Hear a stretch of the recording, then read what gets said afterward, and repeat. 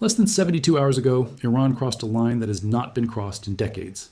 Iranian ballistic missiles were launched directly at Prince Sultan Air Base in Saudi Arabia, a facility housing American military personnel, American fighter jets, and the most advanced air defense systems the United States has deployed in the Middle East.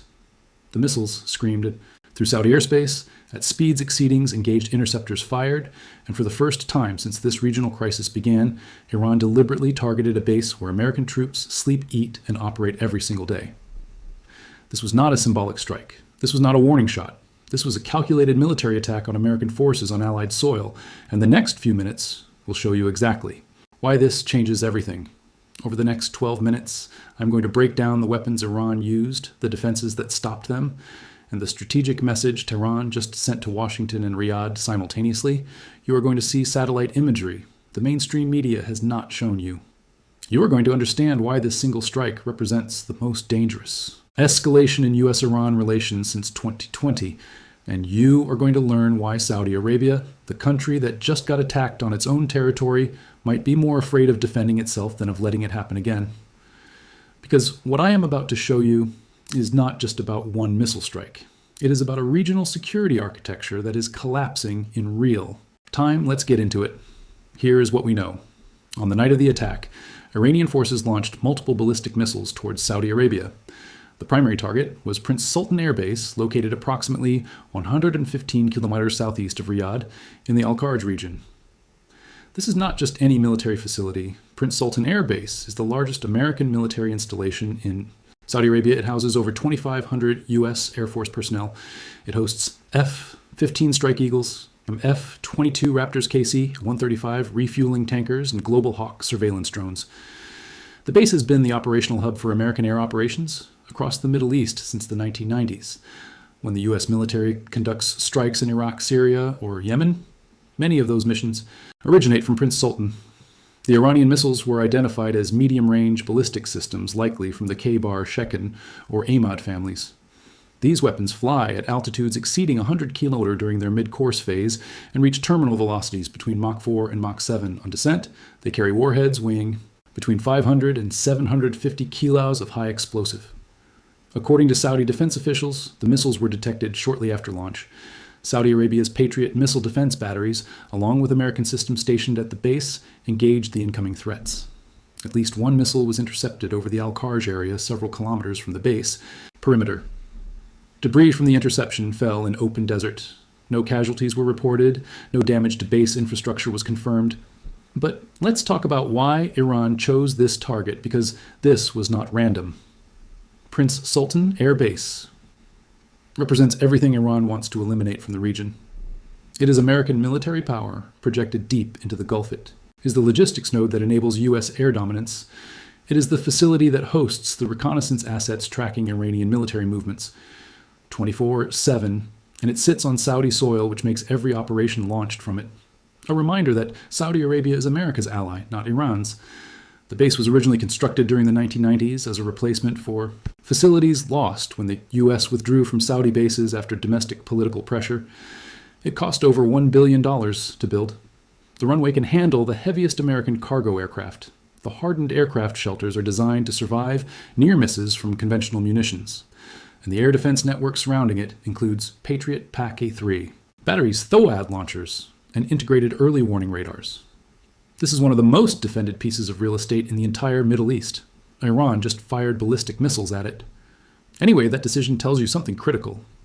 Iran is willing to risk direct confrontation with American forces to send a message. The message is simple. Your bases are not safe. Your allies cannot protect you. And if this conflict continues, we will strike where it hurts. Now here is what most people do not understand about the missiles Iran used. These are not crude Scud derivatives from the 1980s. These are modern precision-guided weapons designed specifically to defeat the defenses, protecting targets like Prince Sultan. The K-Bar Shekin missile, first revealed in 2022, uses solid fuel propulsion. That means it can be launched within minutes of receiving orders, giving defenders minimal warning time. It has a range of 1,450 kilometers, enough to hit any target in Saudi Arabia, the UAE, Qatar, or Kuwait from launch sites inside Iran. The warhead is a maneuverable re-entry vehicle. That means it does not follow a predictable ballistic arc. It can adjust its trajectory during the terminal phase, making interception exponentially harder. U.S. Intelligence estimates suggest these missiles have a circular error, probable of less than 50 meters, meaning half of all missiles fired will land within 50 meters of the aim point. That is precision strike capability, not area bombardment. Each missile cost Iran approximately $500,000 to manufacture. Each Patriot interceptor fired to stop it costs the United States or Saudi Arabia between $3 million and $4 million. That is a cost ratio of 6 to 1 in Iran's favor. And Saudi Arabia does not manufacture interceptors domestically. Every missile fired depletes a stockpile that takes months to replenish. Let's talk about the defenses that stop these missiles, because this is where the story gets complicated. The Patriot missile system is the backbone of Saudi Arabia's air defense. Network Saudi Arabia operates at least 16 Patriot batteries, each equipped with approximately 60 interceptors. That sounds like a lot until you do the math. 16 batteries times 60 interceptors equals 960 total missiles. If Iran launches sustained attacks over multiple days, burning through 50 to 100 interceptors per day, the stockpile runs dry within 2 weeks. And here's the part nobody talks about publicly. The United States does not have unlimited interceptors either. American Patriot production runs at approximately 500 missiles per year globally. Demand from Ukraine, Israel, and Gulf allies has stretched that inventory thin. During the recent conflicts in Israel, the U.S. transferred interceptors from its own stockpiles to keep Israeli defenses operational. Those stockpiles have not been fully replenished. So when Iran fires missiles at Prince Sultan Air Base, they are not just testing Saudi defenses, they are depleting a finite resource that cannot be quickly replaced. And Iran knows it. This is attrition warfare, not annihilation warfare. Iran does not need to destroy the base. Iran just needs to force Saudi Arabia and the United States to keep burning through interceptors until the cupboard is bare. But here is the real story behind the strike.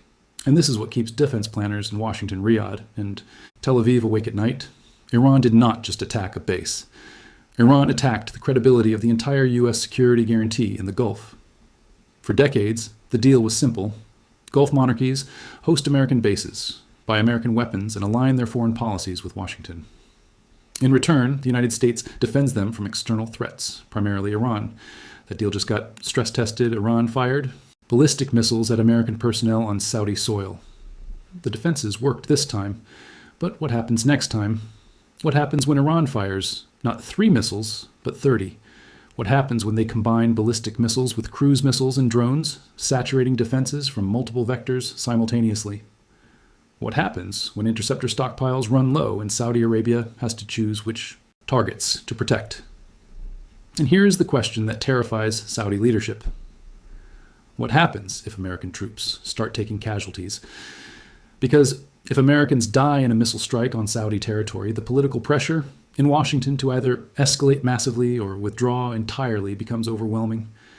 Neither option is good for Saudi Arabia. Escalation means Saudi oil infrastructure becomes a permanent target for Iranian retaliation. Withdrawal means Saudi Arabia loses its security guarantor and becomes vulnerable to Iranian pressure. This strike exposes a fracture in the Gulf alliance structure that has been widening for years. Saudi Arabia needs American military support to balance against Iran. But Saudi Arabia also needs regional stability to keep oil flowing and money coming, and American military presence provides security but also makes Saudi Arabia a target. It is a paradox with no clean solution. And Iran understands this perfectly. That is why they hit Prince Sultan Air Base instead of a purely Saudi military facility. By targeting American forces, Iran forces, Saudi Arabia to confront an impossible choice. Stand with America and accept that your territory will be a battlefield, or distance yourself from America and lose the security umbrella that has protected you for 70 years. The United Arab Emirates faced this exact calculation 2 years ago and quietly asked American forces to reduce their presence. Kuwait has been hedging for years, maintaining dialogue with Tehran while hosting U.S. troops. Qatar hosts the largest American air base in the region, but also maintains diplomatic relations with Iran. Every Gulf state is trying to thread the same needle benefit from American protection, without becoming a target for Iranian retaliation. Now let's talk about what this means for global energy markets. Because this is not just a military story, this is an economic story, with implications for every person watching this video. Saudi Arabia produces approximately 10 million barrels of oil per day. That is roughly 10% of global supply. If Saudi oil infrastructure becomes a sustained target for Iranian missile strikes, oil prices do not just rise, they explode. We have already seen this movie.